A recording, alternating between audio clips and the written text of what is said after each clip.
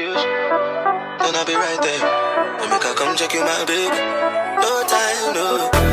If you send me the location. Welcome back to my channel. I am back with another video. Today's video is a pregnancy update from 25 weeks to 30 weeks pregnancy update, guys.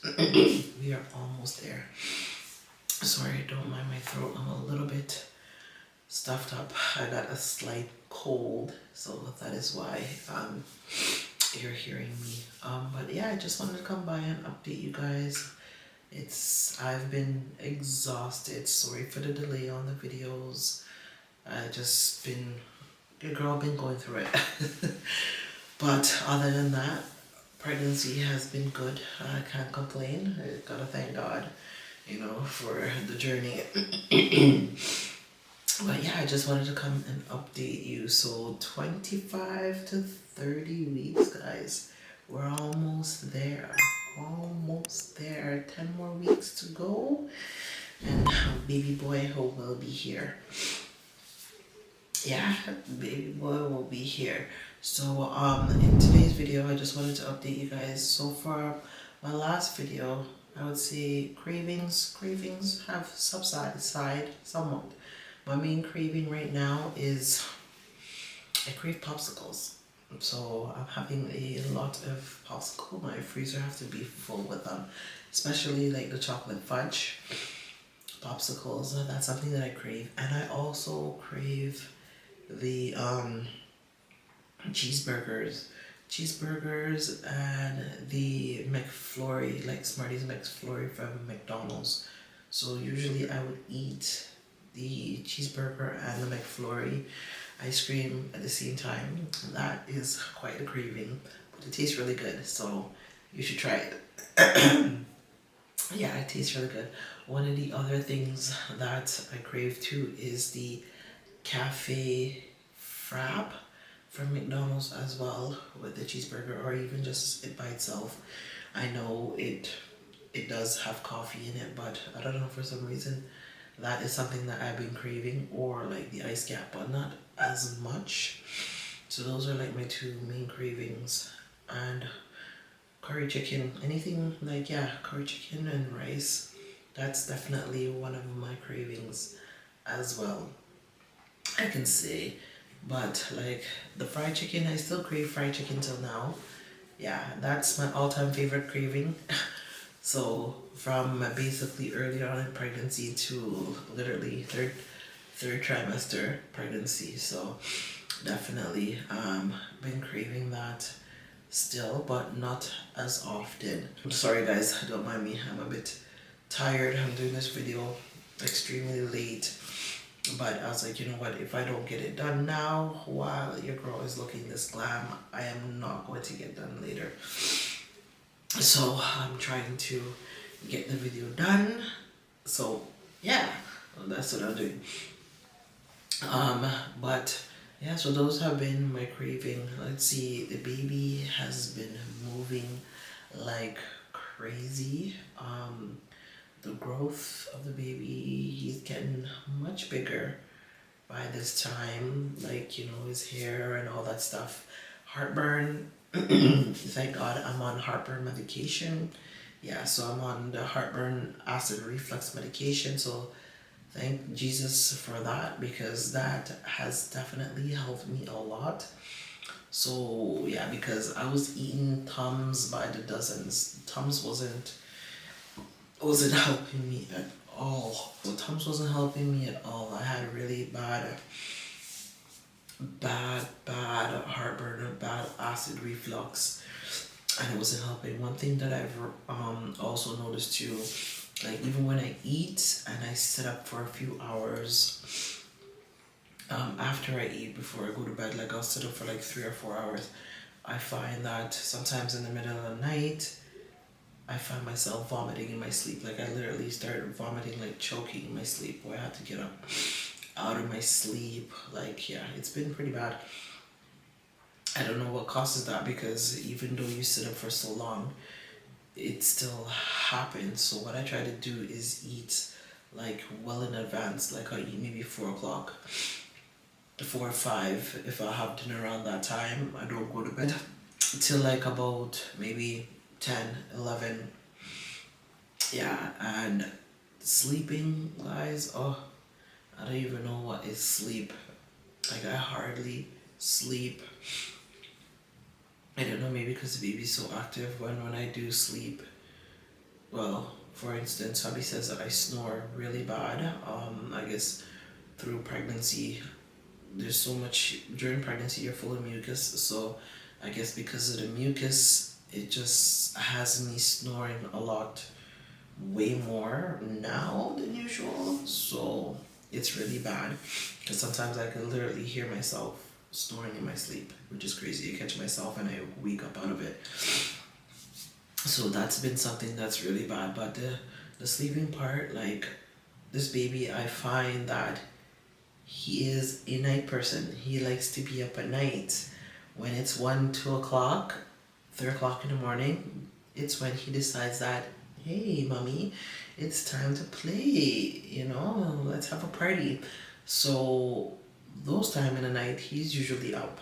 And then I don't sleep because he's there kicking all sorts of places, punching, oh my goodness. Whatever he's doing, somersaults in there, I don't even know what he's doing in there. So I hardly get any sleep because of that. And then sometimes my husband doesn't get any sleep because he's always concerned that, there might be something wrong with me. So because of that, then he doesn't sleep as well. And then if I do drop asleep, sometimes my snoring wakes him up. So that is another problem.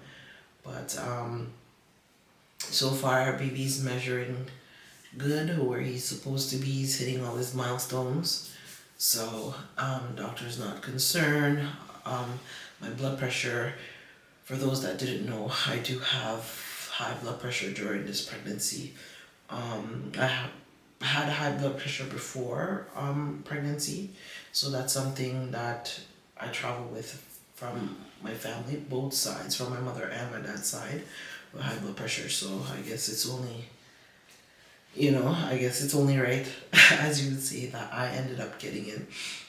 But I see a specialist for that about every 2 to 3 weeks. Yeah, every 2 to 3 weeks I end up having to see a specialist separately from my OB for that I gotta go in and do my checks. So there's been a few times where my blood pressure has been really high, like 160 over 90 or like 170 over, and that's really bad. So and in that case, when it's that high, you literally have to go to the hospital where, you stay for a bit. They gotta get your blood pressure under control. If they can't get it under control, then they can't let you out. So I've had a couple of high blood pressure like that. So they've had to up my dosage on that, and that's something like I have a home blood pressure machine where I have to be monitoring myself like 3 times a day, just to make sure that my levels stay a certain way.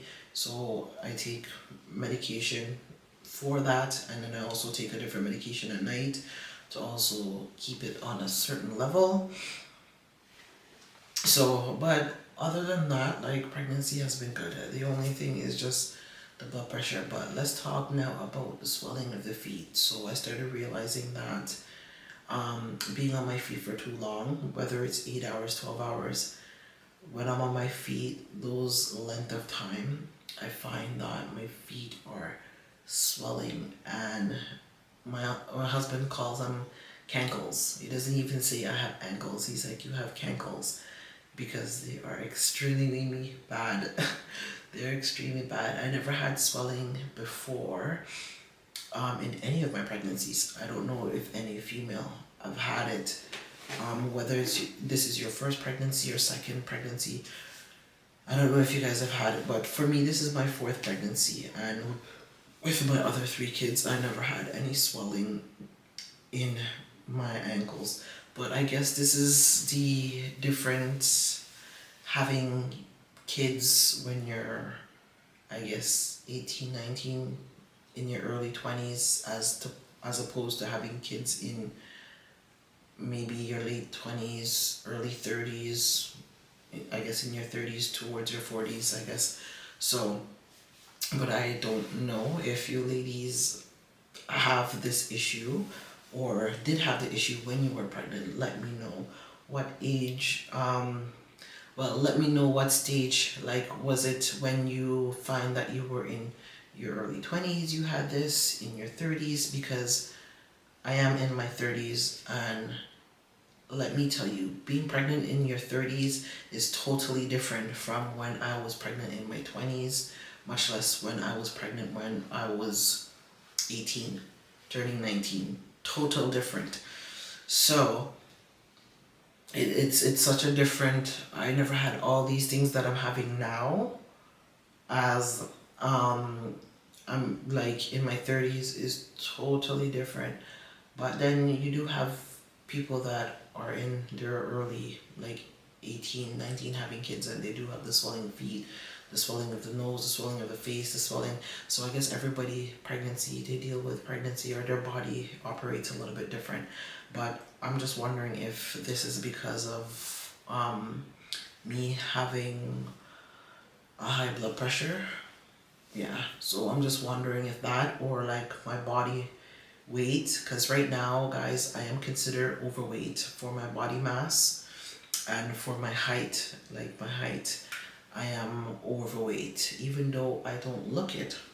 But for my BMI, I am overweight. So your girl is hoping to get back to her my body, my post body before, or maybe just a little bit underneath what I was for my post body before, but we will work on that once baby has dropped.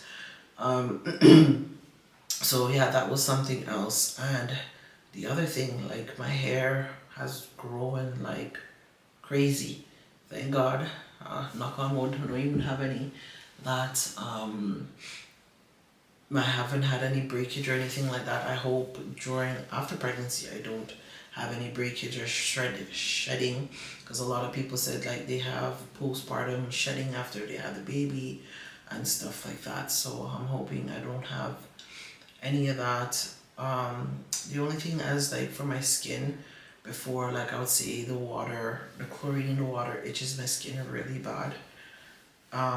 It still does, but not as much, I can say. So thank God, like at the beginning of my pregnancy, it was really bad, like when I took a shower, and just the itching, where I couldn't stop scratching. My skin was just literally itching me. So now, since I'm in my third trimester, it has definitely died down, which I am grateful for.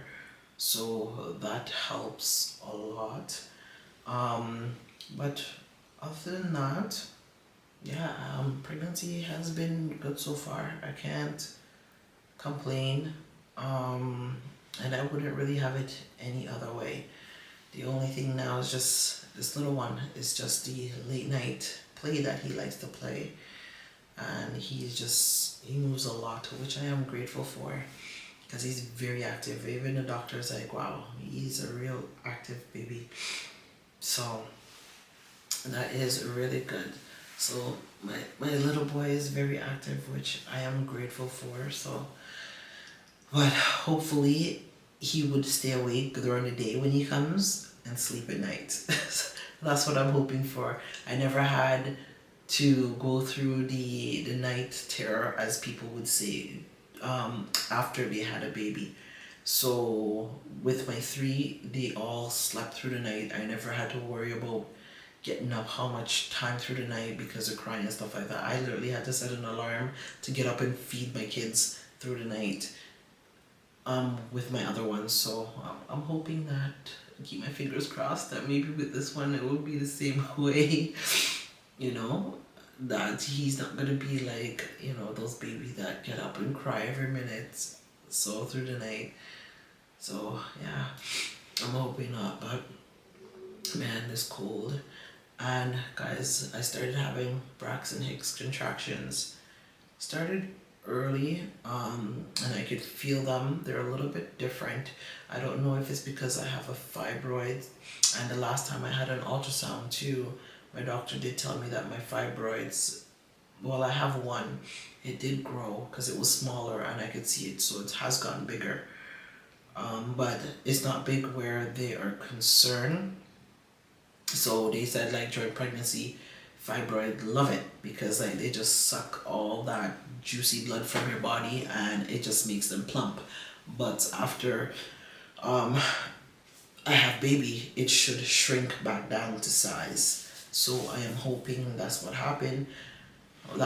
That's what will happen. But I'm not sure about like I'm having Braxton Hicks contractions, but like I could literally feel them. Sometimes they're intense, sometimes they're okay, but I'm wondering if I could feel them more. I know they said like once you have 1 baby, 2 baby, 3 baby, 4, like 5, 6, you start feeling these things earlier and they're more intense. So I am not sure if the reason why I am feeling them now is A, because I have fibroid, or you know, B, because this is my 4th pregnancy, why I am actually feeling these contractions a little bit more. And my doctor did tell me that I possibly, most likely, considering all my other 3 kids were premature. Yes, guys, all my other 3 kids were premature. I've never been to full term, so I've never experienced that whole 9 months or the 39 weeks or the 40 weeks or 40 plus week where people have been dreading, and at the point where they're over the pregnancy and ready to have their baby. You know, I've never experienced that. So because all my kids have been premature, so I am hoping that if my little one decides to come early, he comes at a decent amount of time and he doesn't come too early as my last one, because my last child that I had, she came at 32 weeks. She was coming at 28 weeks and they were able to stop my contraction, and she stayed in for another 4 weeks, which was good. So she made it to 32 weeks, but I guess she still decided that she wanted to come into this world early. So I'm hoping that with this one, if he comes early, at least he'll come anywhere from 34 to maybe 35, 37, you know. But like the minimum is 34 weeks would be the earliest I would want him to come. But at the end of the day, it's not really up to me, is it? It's up to when he says he wants to come and when God says, okay, it's time for him to come. So that's what I'm hoping for. But other than that, and as for my headaches and stuff, I haven't gotten any more headaches. The only time I really find that I get headaches is when my pressure is really high.